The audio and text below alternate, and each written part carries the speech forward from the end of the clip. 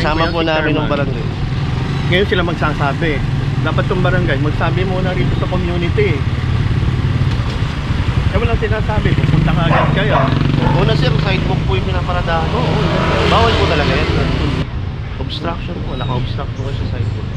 Yung pag ganyan, parang sa enforcer eh. Pag nakita mo tumaas na yung kamay, huliin mo eh, nangyayari yan.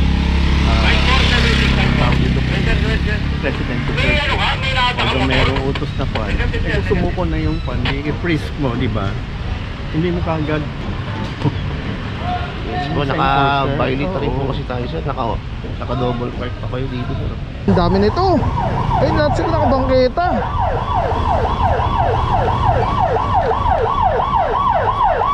Ang dami. May dilapidated pa ulit dito. Grabe dito, dami. Grabe dami dito. Ang problema, sobra-sobra na tayo sa 5 minutes na binigay namin. Ngayon, kung lumabas kayo na maaga, titikitan lang kayo. Eh, hindi kayo lumabas. Sumobra tayo doon sa 5 minutes. Talagang atake yan. Hindi rin namin kayo pwedeng ibaba dahil hinahatak to mga to. Hindi nga po, doon talaga kayo magbabayad sir. Hindi pwede rito. Mga estudyante nga, no, boss? Oo. Hindi yung susi, problema, wala yung ano, wala yung driver. Wala yung may-ari.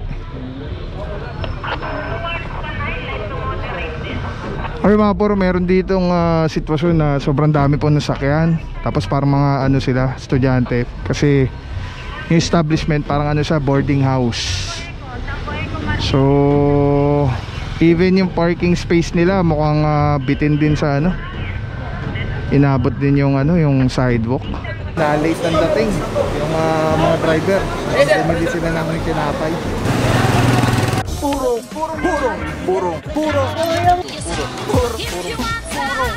pagmamahal. Purong pagmamahal.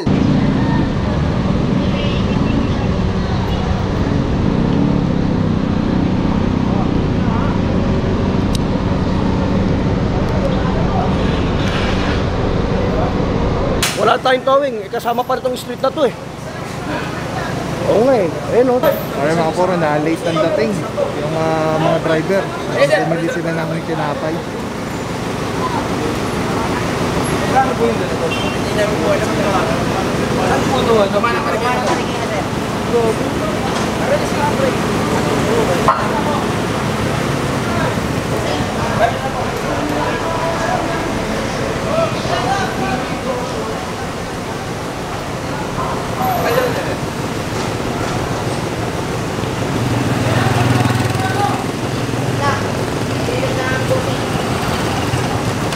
Ay mga puro, dumating yung driver, i-release na lang yung handbrake para hindi mas resin sakyan.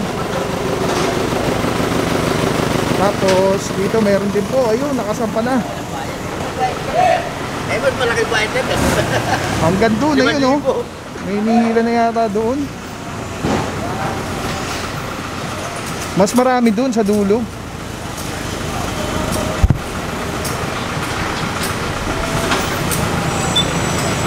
Ito mga puro, Titus Street. Ito may nahila ditong isa.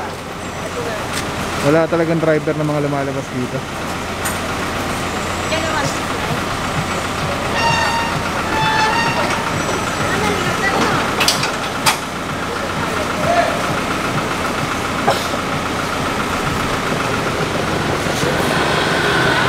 Yatras! Eh, malaki! Morning!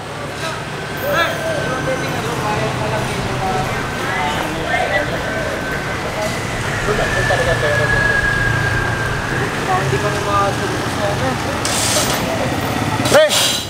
Sasama sila, sasama. Sabayan mo na sila.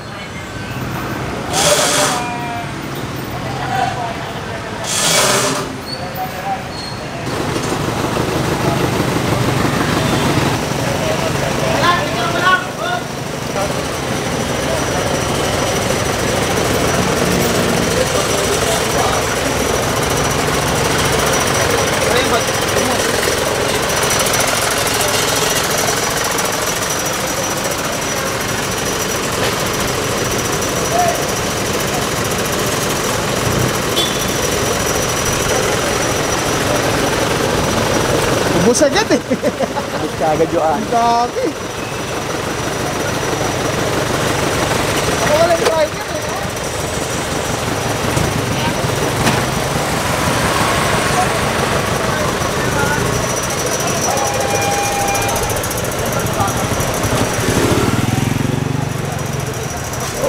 problema, sobra-sobra na tayo sa 5 minutes na binigay namin. Yun, kung lumabas kayo na maaga, titikitan lang kayo. Eh, hindi kayo lumabas. Sumobra tayo doon sa 5 minutes. Talagang atake yan. Hindi rin namin kayo pwedeng ibaba dahil linaatak to mga to.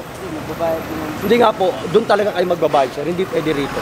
Dahil nakatawag na sila ron, meron ano yan, may mga number na nakaano.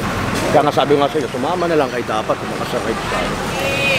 Pag puntahan nyo na rin kagad, sir, para hindi na kayo, lapit lang naman. Pag mo na San Mateo, gaganon lang kayo, pamarikina. Oo, kaya nga, hindi naman pwede namin kayo ibaba rito. Sa akin kasi Baka kami kasuhan. Diba? Nalate kayo po. Oo, nalate kayo. Kung hindi kayo, titikita lang sana kayo. Hindi kayo nalate. Alright mga buro, mukhang clear na dito sa area sa Rolex. Sila bossing, na-late sila ng dating. Sayang, ticket na lang sana. Ito, phone na rin po. Tapos, ito na po yung itsura ngayon ng area.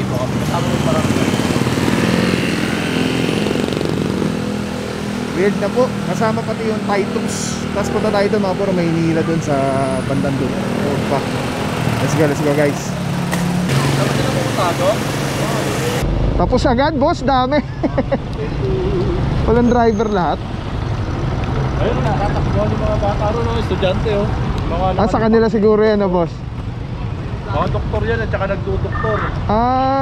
Kaya pala. Mamada.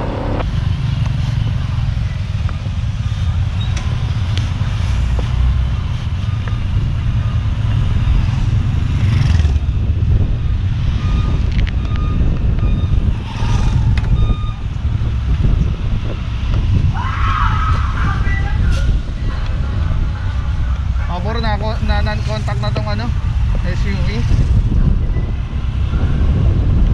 Ninan-contact na lahat to. Ito, may mga ticket na po sila dun sa sa windshield. Dami, isa, dalawa, tatlo.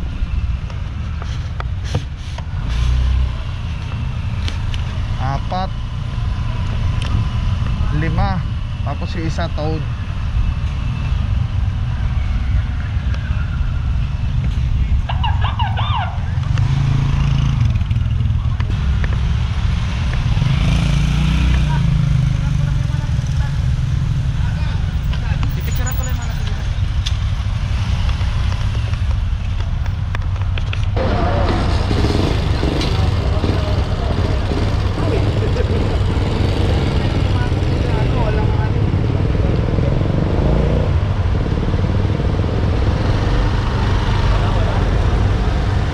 Mga puro, wala rin driver ito.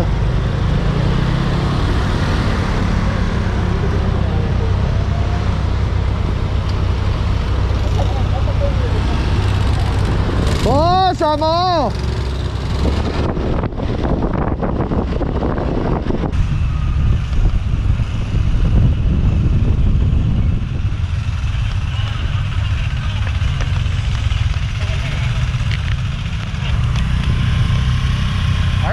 Next target area, ikagay tayo ni barangay. Tabay lang mga puro, let's go guys.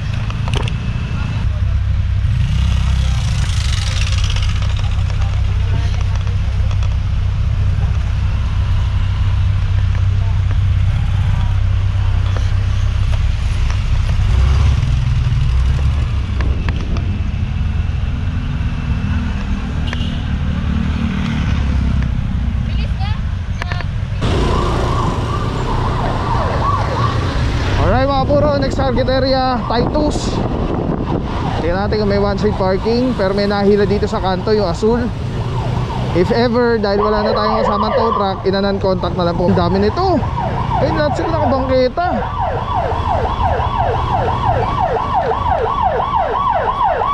Ang dami. May dilapidated pa ulit dito. Grabe dito, dami. Grabe dami dito. Ang dami. Ito pa, dalawa pa dito. Ang igsi lang nitong street na to pero yan, may reklamo po dito sa area. Wala pong one side parking.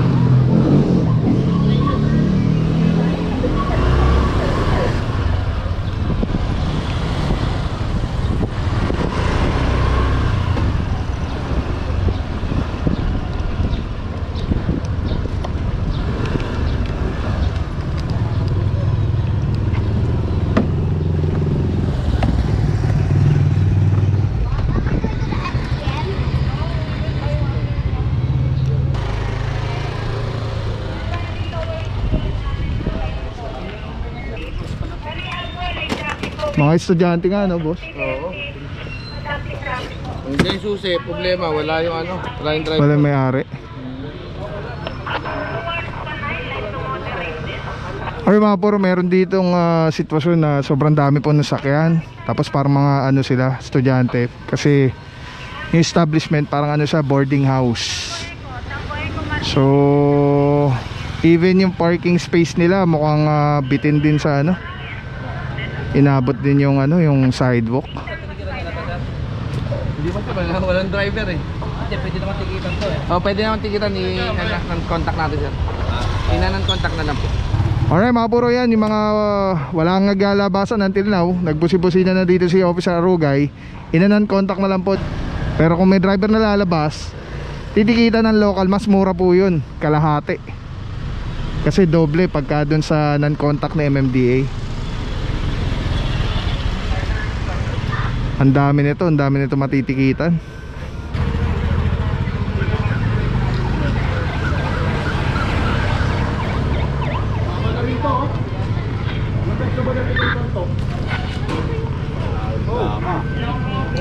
Ang pinabayaan na boss, ano?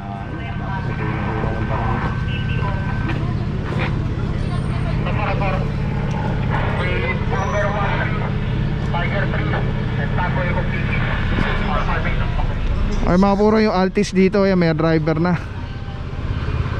Ay hindi, non-contact.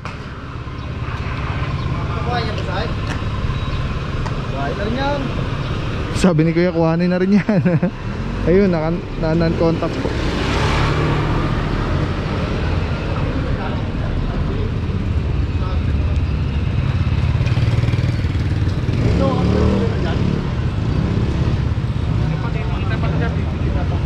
Pasok dito tayo sa Timex naman.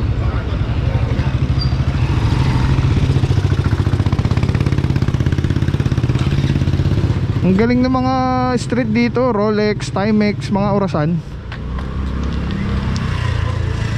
Okay mga puro, ito na non-contact na po. Kikit na. Ito pang isa.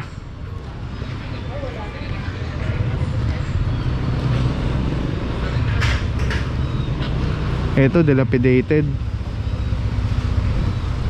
Ito may isa pa dito, naka double park pa.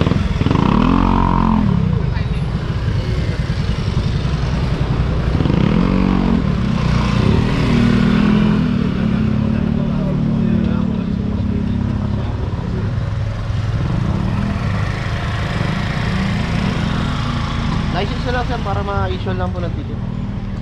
Pwedeng tingnan mo na lang dito sa form ko. Andun sa loob mo. Magkano to? Ano naman?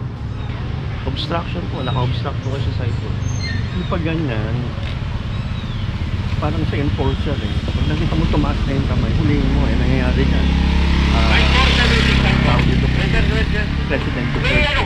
Pag mayroong utos na pan, sumuko na yung pan, i-frisk mo, di ba? Hindi mo kagad. Yes po, naka-violate rin po kasi tayo sir. Naka-double park pa kayo dito sir. Naka-obstruct pa rin po kayo sa mga ginagawa sa talya. sidewalk. May license yan? Wala. Ano? Bigyan mo sa mama. Meron dito, kita ko na lang.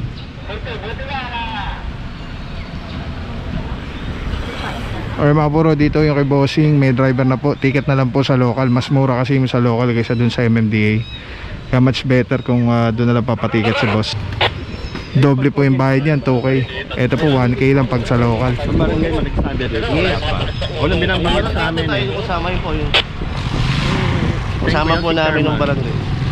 Ngayon sila magsasabi. Dapat itong barangay, magsabi muna rito sa community. Eh walang sinasabi, pupunta ka agad kayo. Una sir, sidewalk po yung pinaparadahan. Bawal po talaga yan. Kung may one side parking na mamay sir, dapat dito sila pang punta sa sidewalk. Ayan, tingnan mo lang. Ay mga puro, papatiket na lang po si bossing. At yung concern ni boss na si barangay hindi nagsabi. Ang reklamo po talaga, tapos operation hindi po talaga sinasabi.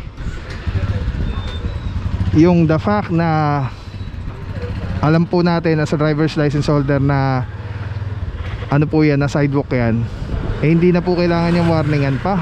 Kumbaga warning na yun na, oh, sidewalk ako, huwag mo akong parkingan.